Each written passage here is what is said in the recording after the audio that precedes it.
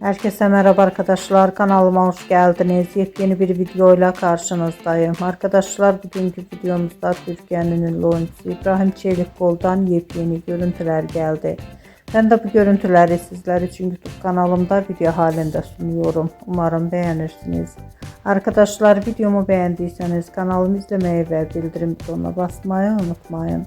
Şimdilik benden bu kadar olsun. Yeni videomuzda görüşmek üzere. Hoşça kalın.